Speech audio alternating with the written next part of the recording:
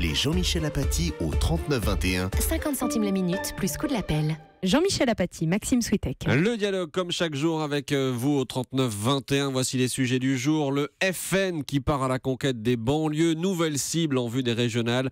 Vous habitez en banlieue, vous militez en banlieue. Appelez-nous 39 21. 4e jour de grève pour les médecins généralistes. Là aussi on en parle avec vous dans un instant. Mais d'abord Jean-Michel, Air France. Air France où les images évidemment d'hier nous ont tous alertés, impressionnés. Et nous sommes en ligne avec Claire. Bonjour Claire. Bonjour monsieur. Vous faites partie du personnel navigant d'Air France. Et navigant commercial, oui. Navigant commercial. Vous avez vu toute la scène hier. Racontez-nous.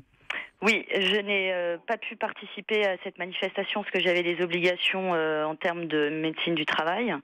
Mais les locaux de la médecine du travail donnant sur l'extérieur, on a vu effectivement le mouvement de rassemblement et le défilé des syndicats qui participaient à cette manifestation lors du comité central d'entreprise qui se tenait au siège. Et vous avez vu l'échauffourée, c'est-à-dire le moment où les cadres dirigeants sont sortis avec la chemise déchirée? Non, ça je ne l'ai pas vu.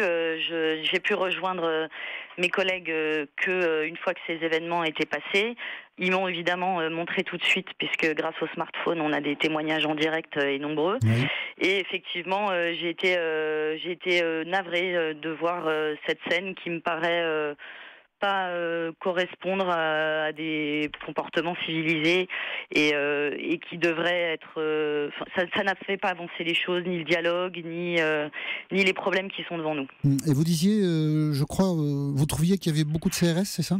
Oui, alors ce qui m'a vraiment beaucoup frappé en arrivant donc pour cette visite médicale, c'est le déploiement impressionnant de cars de CRS en grande tenue anti-émeute, qui me paraissait, même sans y participer, on était... pour mes collègues, en tout cas PNC, déjà beaucoup de femmes. On est quand même, c'est l'avantage des femmes. Généralement, on est un peu moins violente. En escarpin et en grande tenue d'uniforme, j'ai trouvé que c'était très provocateur d'avoir mis un tel dispositif que j'avais jamais vu auparavant, même à l'époque de la grande grève de 2007. Vous suggérez, Claire, que ça a peut-être alourdi l'atmosphère et qu'à défaut de justifier, évidemment, ça peut contribuer pour une petite partie à expliquer ce qui s'est passé après. C'est sûr. C'est sûr, ça a ajouté de la tension là où il devait y avoir une manifestation pacifiste pour un grand nombre de syndicats. Ce n'était pas une journée de grève, mais de mobilisation, puisque nous avons vraiment la conscience, tous salariés confondus, de l'importance de nous faire entendre, mais de ne pas mettre en péril notre entreprise, puisqu'on sait très bien qu'un nouveau mouvement de grève serait vraiment... très très difficile. On sait les impacts que ça peut avoir tant en termes d'image que financiers. Et donc c'était une journée de mobilisation pour la majorité des gens. Et c'était dans un but effectivement de montrer à notre direction qu'on était là, on était attentifs et ne voulant pas subir des choses comme ces licenciements secs qui ont été annoncés. Mais pas du tout dans un but belliqueux en aucun cas. Au moment où nous parlons, Claire, vous ne savez pas si vous ferez partie ou pas des personnes licenciées? Non, on n'en sait rien. Il y a un flou total. Et puis, d'autre part, tout ce qui est annoncé reflète en fait la partie immergée de l'iceberg. Parce que sans être, je suis pas une grande économiste, mais tout le monde pourra comprendre aisément, si vous supprimez des avions, si vous supprimez des lignes, et que vous demandez aux gens de travailler plus, on va encore générer un sureffectif supplémentaire, ce qui va encore générer d'autres départs qui risquent fortement d'être contraints et non pas dans un plan de départ volontaire, ce qui a été fait depuis des années déjà à Air France. C'est un plan social, consenti par les salariés. Mais les licenciements n'étaient pas secs puisque c'était, comme je l'ai dit, un plan de départ volontaire. Mais il y a déjà des milliers et des milliers de personnes qui sont parties d'Air France. Vous travaillez depuis longtemps, Claire, à Air France ? Bientôt 16 ans. 16 ans, d'accord. Bientôt 16 ans. Merci d'avoir apporté votre témoignage sur l'antenne d'Europe 1, Claire. Bonjour Géraldine. Bonjour. Vous êtes vous aussi salarié d'Air France. Vous faites partie du personnel au sol, c'est ça ? Exact, personnel au sol, agent d'escale commercial.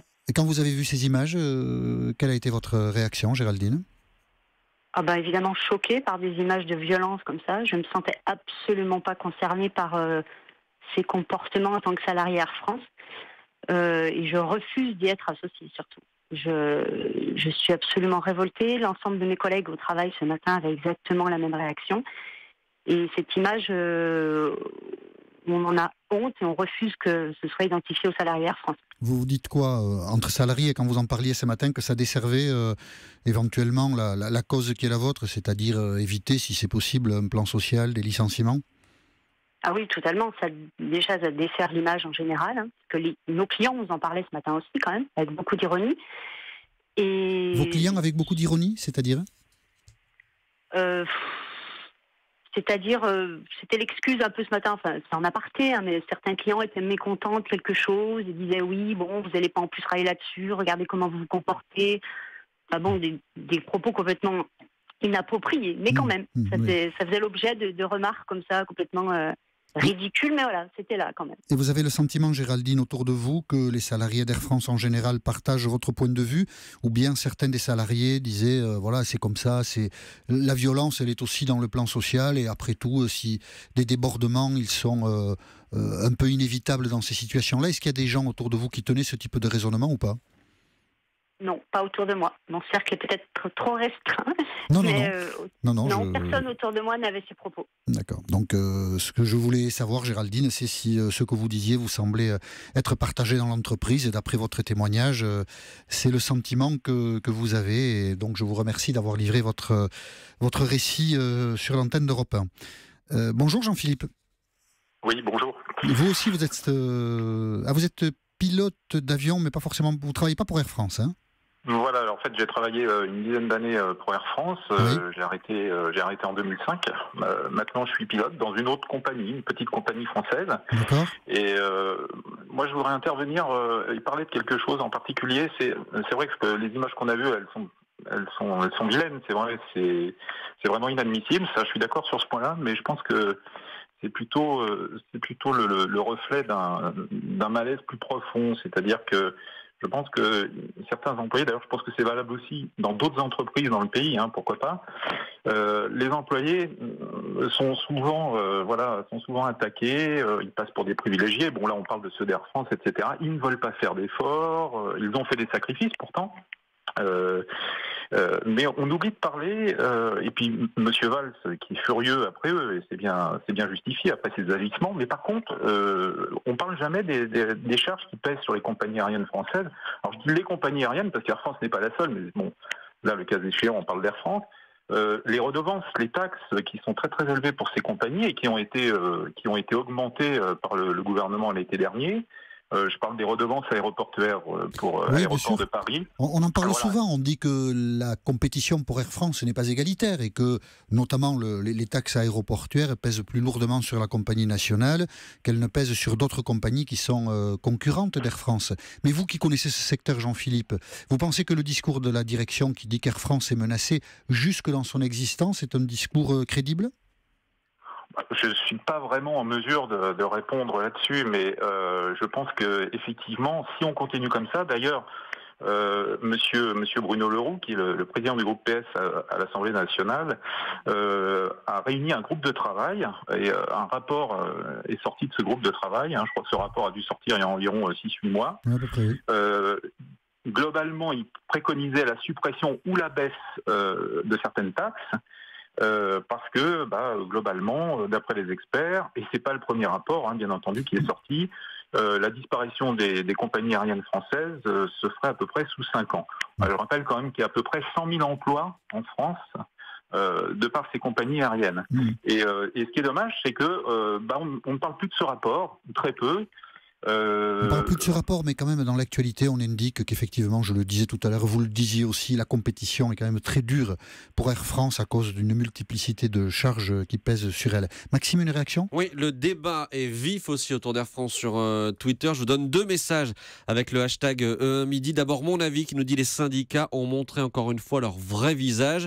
Et à l'opposé, LCB dit quelle honte de s'indigner pour une chemise arrachée alors que des milliers de personnes vont voir leur vie arrachée. Voilà, ça résume bien le débat tel que nous l'avons mené dans le journal d'Europe Midi et puis à travers notre discussion avec les auditeurs. Merci Jean-Philippe d'avoir appelé le 3921. Nous poursuivons le dialogue, nous parlons des médecins qui sont en grève et aussi du Front National qui cherche à conquérir des électeurs dans les banlieues françaises. A tout de suite.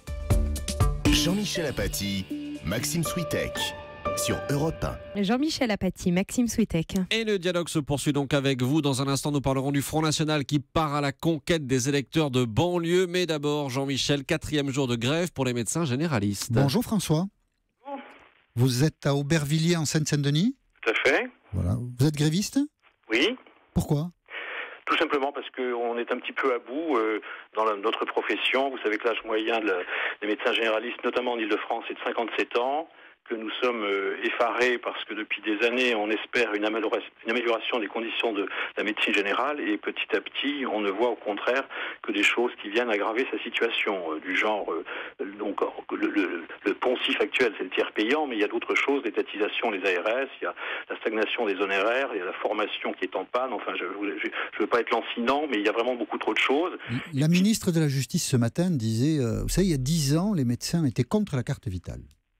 Et aujourd'hui, ils ne le sont pas. Et elle disait, ils sont un peu frileux, les médecins. Je fais partie des gens qui l'ont pris le premier à Aubervilliers, et mes confrères, effectivement, qui étaient réticents. Je me souviens de ce que je leur disais. Écoutez, les pompistes ont déjà des ordinateurs, c'est à nous de nous y mettre. Et ils venaient dans mon cabinet voir ce que c'était, et ils repartaient convaincus. Donc effectivement, vous savez que dans la vie professionnelle, il n'est jamais facile de changer des toutes petites choses, voire plusieurs à la fois. Et le tiers payant, c'est pas la même chose ? Je veux dire, dans 10 ans, on ne dira pas le tiers payant, c'est quand même mieux. Moi, je suis médecin. Le tiers payant que propose Marisol Touraine, je suis désolé. D'accord. Pas du tout. D'accord. C'est un tiers payant qui est stupide, c'est un tiers payant qui est mal ficelé, c'est un tiers payant qui rend le médecin, preneur de saisie pour la CNAM et pour les complémentaires. Je suis désolé, je ne suis pas l'interface de ces deux organismes qui refusent de fusionner leur database. D'accord. Je veux un tiers payant qui soit comme celui de la CMU, j'envoie un flux à la sécurité sociale, elle me renvoie mon règlement et basta, c'est fini. Mon travail s'arrête là. Les pharmaciens ont fait ça, les biologistes ont fait ça, ils sont obligés de dédier du personnel, de payer des salaires et de perdre surtout beaucoup d'équivalents de temps plein sur ce sujet. Les médecins ont autre chose à faire, notamment actuellement, on voit qu'en médecine générale, nous perdons des effectifs sans cesse et dans les 10 années qui viennent, notamment à Aubervilliers, nous allons en perdre. Je vous signale, pour votre information, qu'à Aubervilliers et dans le 93 de manière générale, nous sommes le premier département en pauvreté de médecins généralistes actuellement, car nous n'avons que 58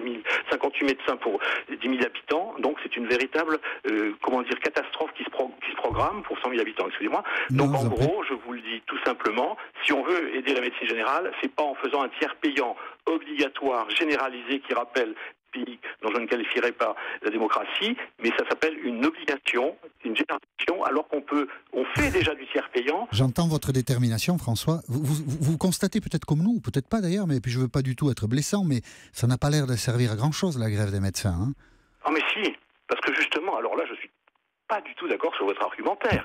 C'est pas un argumentaire, c'est un constat. Le médecin n'a pas dans ses gènes d'être en grève. Le médecin est un soignant de manière générale et le médecin tout particulièrement n'a absolument pas l'envie de faire grève. Non mais ça ne fait pas reculer le gouvernement, ça n'a rien changé.